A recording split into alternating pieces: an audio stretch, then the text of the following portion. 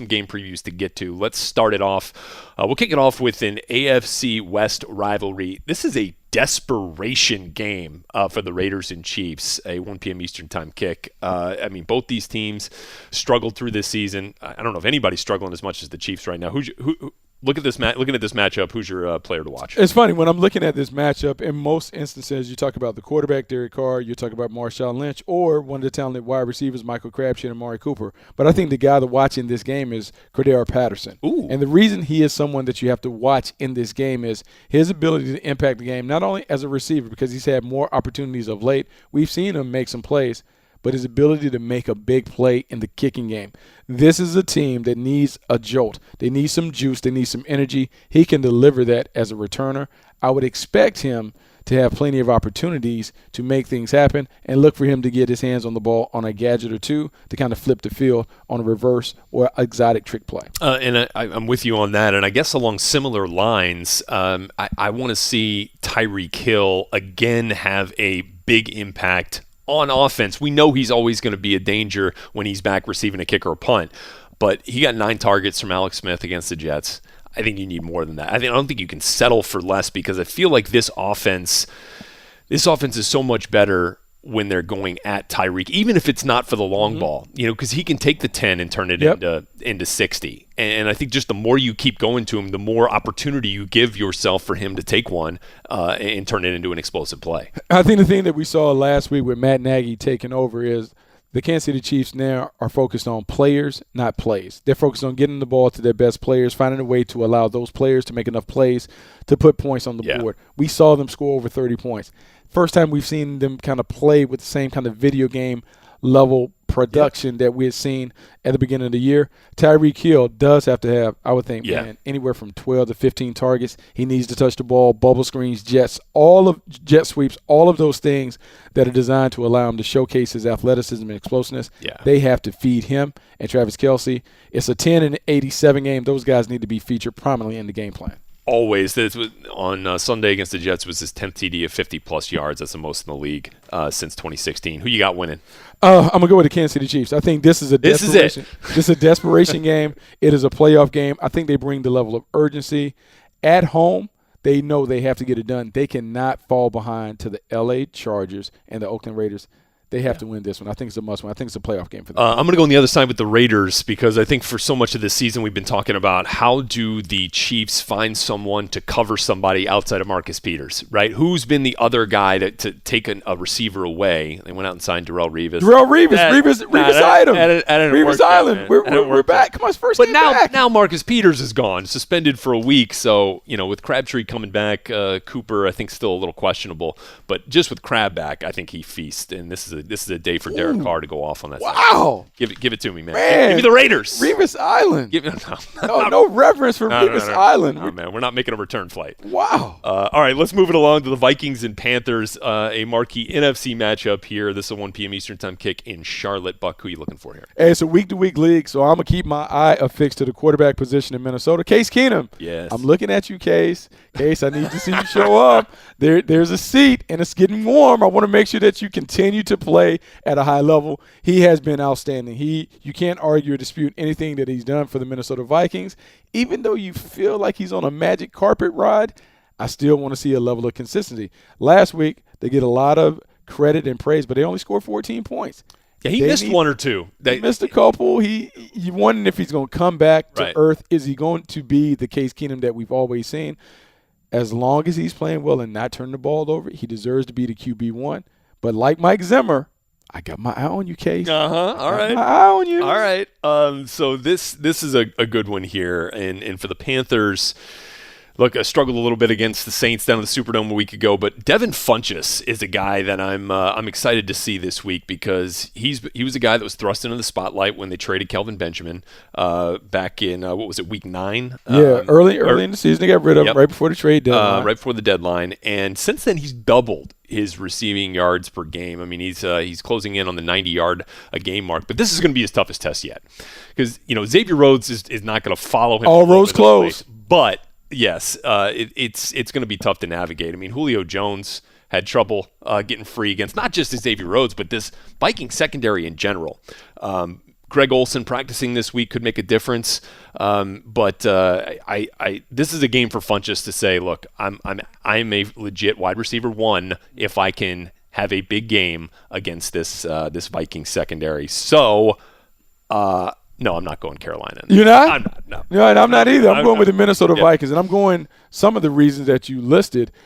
Justin, you talking about Devin Funchess and the challenge that he has. I believe this offense is going to be challenged by the Minnesota Vikings defense. It's as talented a front as they will face. And then you think about the back end, Xavier Rhodes, Harrison Smith, some of the other guys that are rotating in. I think they give the Panthers problems. I'm going with the Vikings. I think the Vikings get a big win on the road. Look, the Falcons only put up 275 against the Vikings a week ago. They are I would say, a much more explosive, more advanced passing offense than the Panthers right now. So that's going to be a real challenge. And yes, I am going Minnesota on the road, continuing their win streak. All right, what's up next? We got Redskins and Chargers. This is a good one. Redskins on life support for their playoff spot, but the Chargers, man, right in the thick of things. StubHub's going to be rocking, Bucky. You going to make a trip? Yeah, I don't know if I'll make the trip. It's an afternoon kick. It is an afternoon kick. We'll see. We got to get through Game Day Live first on NFL Network. We'll see if we can make it down. Who are you looking for in this one? Jamison Crowder for the Washington Redskins. He is the guy that is squarely in the crosshairs. Didn't have a great game on Thursday night against the Dallas Cowboys. Had a couple drops. One of those led to an interception. Didn't necessarily play at the highest level. But when you look at what he had done pretty much for most of the year, 51 receptions, 628 yards, only has one touchdown, but he is really Kirk Cousins' security blanket over the middle of the field. Look for him to target number 80 when it's critical situations, particularly on third down. And I think he has an opportunity to step up and deliver. The L.A. Chargers, almost said San Diego. Yep. The L.A. Chargers do a great job of blending between man-to-man and zone coverage. Look for him to work and get away. If he can win his matchup against the nickel corner, he could be a dependable outlet for Kirk Cousins. Yeah, got to be. And it got to be more dependable is a great way to put it after what we saw against the Cowboys on Thursday night. For the Chargers, I mean, I'm watching Keenan Allen just in hopes that somebody in that Redskins secondary is also going to be watching him, because I feel like nobody has the last 3 weeks. Dude goes first player in NFL history to go 10 plus catches, 100 plus yards, and a touchdown in 3 straight weeks, and he's been uncoverable. I mean, he's everything. He is the best kept secret in the National Football League. I don't think people have given him enough credit for what he is. He's a top 5 receiver in this league. He's a dominant number 1 receiver. And the thing that I love about him is his versatility. He can go inside. He can go outside. He can work from either side of the field. Vertical game, underneath part, he has it all. When he was coming out of college, I kind of likened him to Anquan Bolden. He has exceeded my expectations in terms of what he has been able to do. He is an outstanding route runner, a dominant player, and the Chargers have found a way to feed him, man. Which is why this offense is really beginning to kick into gear. Love it in the royal blue, too. It just looks so much better. Keenan has been a force to be reckoned with in the league right now, and I know, Bucky, you're going to open up your Scouts notebook on Keenan Allen, writing about how he is the best wide receiver that nobody is talking about right now. You can check it out, NFL.com/Scouts notebook. That'll go live for you tomorrow on the web. So let's pick the winner here. Oh, I'm going with the Chargers. I wish they could wear those uniforms again. I do too. But I am going with the Chargers. I think the Chargers are rolling. I've said that they're the best team in the AFC West. I believe they continue to confirm that with a big win against the Redskins. Look, banged up offensive line for the Redskins. I mean, even if they get some of those guys, Trent Williams, Morgan Moses, I mean, like they pop out of the game, dealing with injuries. And when you got a team that's had the second most sacks in the league since week 7 in the Chargers with Ingram and Bosa coming off the edge, I worry about Cousins standing in there and making the throws he needs to make in this one. Give me the Chargers. Ooh, Give me the Chargers. Superchargers rolling. All right. Another big matchup this week in the afternoon games, Bucky, down in Jacksonville. One of your old great game. Grounds, down in Duval on Florida's first coast. Seahawks making the long trip to Jacksonville. Buck, Russ. It's everything. I think if you go back to your high school days, that's number 3 in your program, number 1 in your heart. Russell Wilson is the MVP candidate. He should be the front runner based on what he's doing. When you look at how he has played this year, he's accounted for over 82% of their run-pass yards. That's more than 3 teams in the league right now. More than 3 teams. He has 29 of their 33 total touchdowns.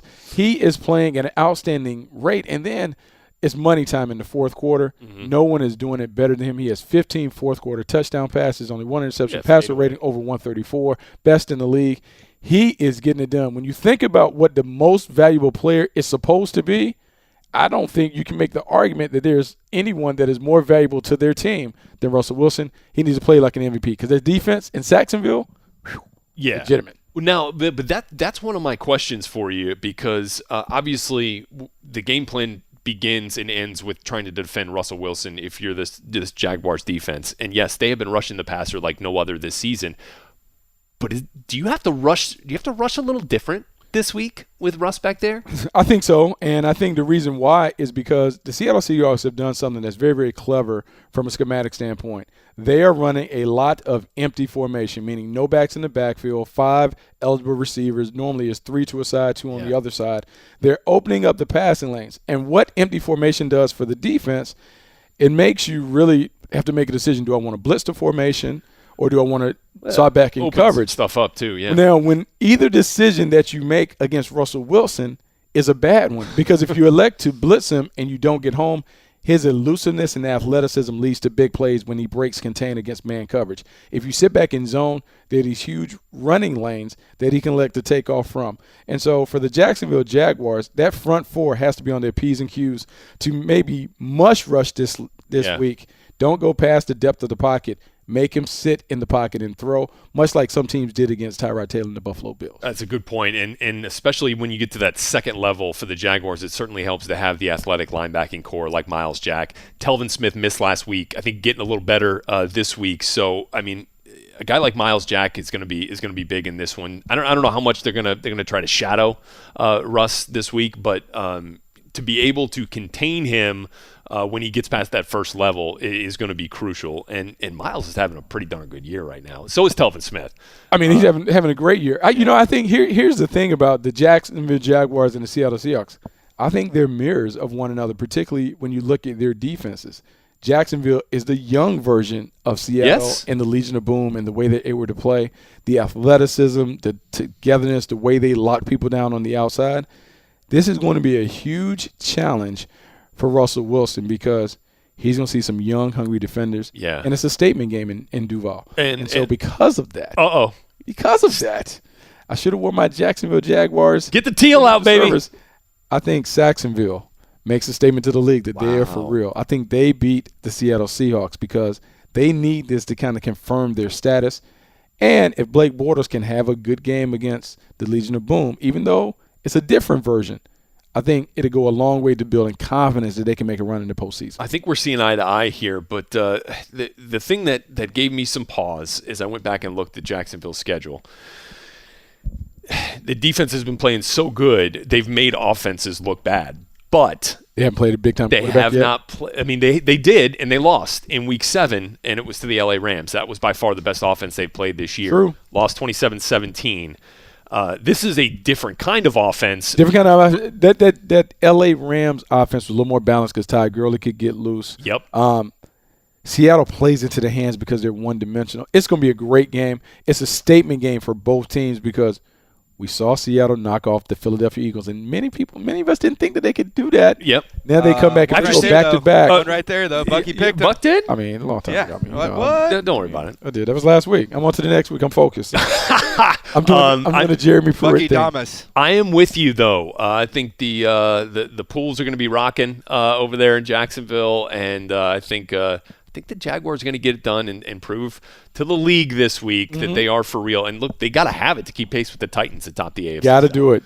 Big week this week. Yeah. All right. So we're both in agreement. Jags get a win over the Seahawks this week. Let's finish up our game previews with the last game we're going to see on Sunday, and that is a Sunday night matchup, a back-to-back primetime AFC North physical matchup. Ravens visiting the Steelers at Heinz Field. What are you looking for, Bob? These teams don't like each other, and it's going to be physical. It's going to be tough. It's really going to be a test of wills. And I think the wills for the Baltimore Ravens, the will has to be we're going to be committed to running the ball with Alex Collins. When Alex Collins is able to be a factor, he lightens the load on Joe Flacco. And when I look at Alex Collins this year, 700 yards, averaging almost 5 yards per carry. He hasn't had a number of 100-yard games, but it's the attempts that matter more than the yards.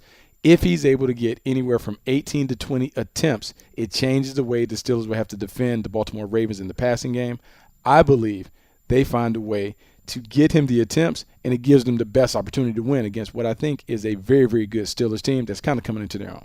Yeah, and I think the attempts they've been gradually going up for Collins, and clearly that's where this Ravens offense is at its best. And look, my guy to watch in this one, simply because I can't take my eyes off him right now, is Le'Veon Bell. And I saw Le'Veon seek out contact a little more than I'd seen in the past against the Bengals on it's a personal game Monday night. Yeah, and look, I mean, he is.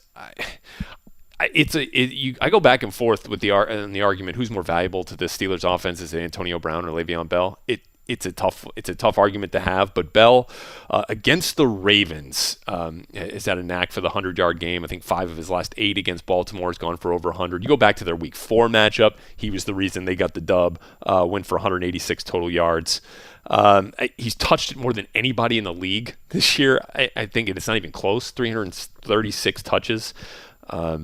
I think he's the guy that's going to make this Steelers offense go against a Ravens defense that thrives on the turnovers and thrives on the pass rush from T-Siz. So, let's hand the rock to Le'Veon Bell. I'm looking at that clip. He is mesmerizing. I can see right? why you talk about that. Yeah, you were like, what? We have not seen. What'd you say? I don't know. We have not seen a running back that can do these things, and the style, the patience. And the acceleration in the hole.